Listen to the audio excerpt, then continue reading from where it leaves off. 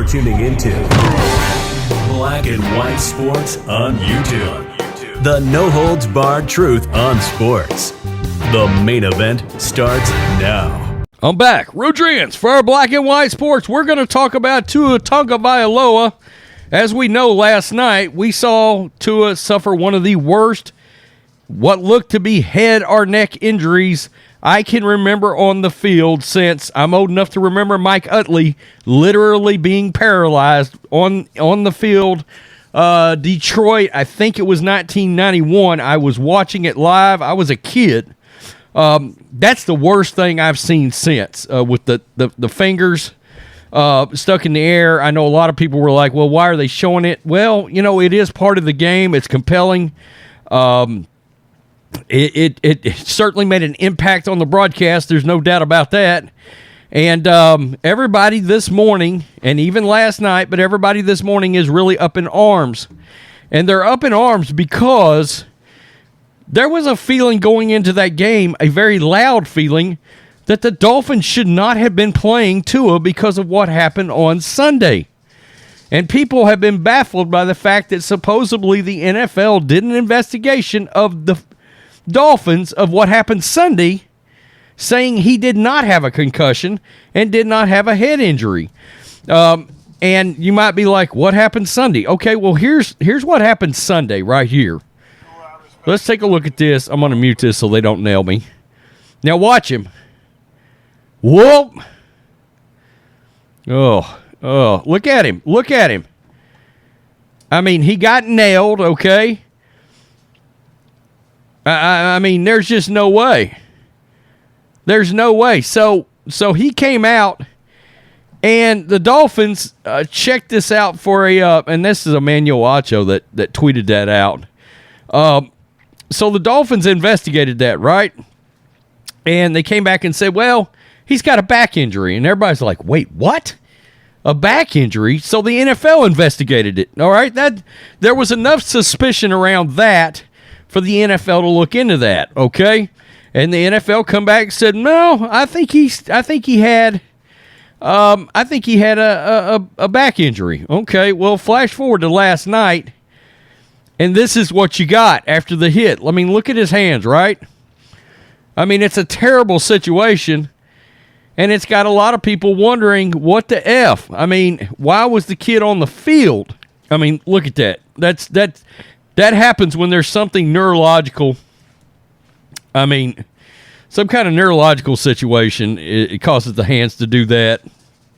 And there were a lot of speculations. Teddy Bridgewater said it shook the hell out of him because, ironically enough, he had a carted off concussion last year.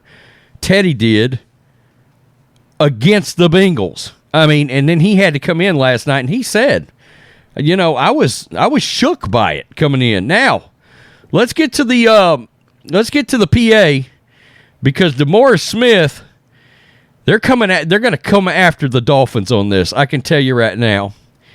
And I can't look, normally I don't really pick a side here, but as somebody that's followed Alabama football, knows a guy that's pretty tight up there, and having followed Tua and Mac for so long, I really hope they look into this to the fullest extent that they can pursue this, because I just will never believe he didn't have a concussion on Sunday. I just won't believe that. DeMaurice Smith vows to pursue every legal option regarding the handling of Tua Tagovailoa on Sunday. The biggest concern emerging from Thursday night's game between the Dolphins and the Bengals is whether Miami quarterback Tua Tagovailoa should have been playing. Look, he was limited going into the game. I mean, there was a real feeling he might not play. As explained by Michael Smith on the Amazon Post show, NFL Players Association executive DeMaurice Smith texted to Andrew Whitworth, a former NFL player rep, and Richard Sherman, a member of the NFLPA Executive Committee. By the way, they were both right there because they're part of Amazon's pre- and post-game shows. The following message, quote, "We insisted on these rules to avoid exactly this scenario. We will pursue every legal option, including making referrals against doctors to licensing agencies and the team that is obligated to keep our players safe. Here's the issue. As I explained it on both Football Night in America and throughout the week on PFT Live and in this outlet, if a player shows, quote, gross motor instability, he may continue only if the team physician and a unaffiliated neurotrauma consultant conclude that the instability was not neurologically caused. I posed to the league twice on Sunday a very simple question. How did the team physician and the UNC conclude that gross motor instability exhibited by Tua was not neurological? So Florio's been after this all week because he has believed that there's something that had happened and maybe Tua shouldn't have came back in the game. Did they take Tua's word for it that it was a back injury?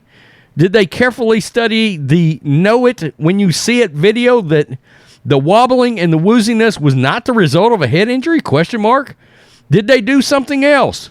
Those questions have yet to be answered. Presumably, they'll be answered as part of an investigation initiated by the NFLPA.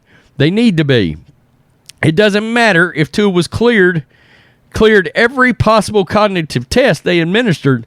They still were required in caps by rule to determine that the gross motor instability did not have a neurological cause. Absent that conclusion, he wouldn't have returned to the game. He quite possibly wouldn't have played tonight.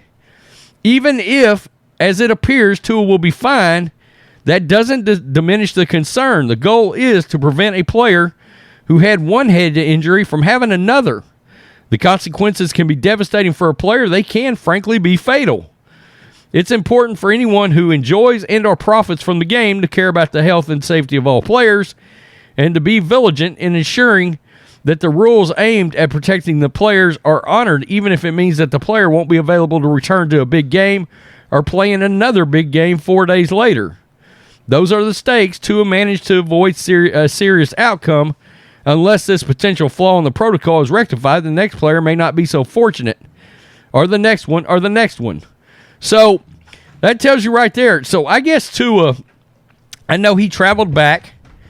Okay, he traveled back to Miami from Cincinnati. They're saying he's going to be okay, it looks like. I guess he might be available. I mean, it's going to be a basically a 9 or 10 day turnaround before the next game since they played on Thursday night.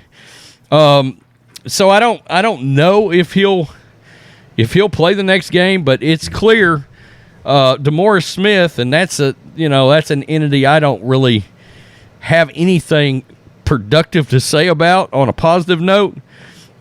But I do think they should look into what exactly happened, because what Florio is saying here is, by the standard of the rule, the fact that he was wobbling and woozing and all this stuff this prior Sunday makes it where the actual medical staff and the people involved, they have to prove this was not a head injury, essentially. You have to prove it before he can go back in and play. And because regardless of all the, hey, we gave him all the cognitive tests, he passed, well, that's great, but what caused all this that we saw, right?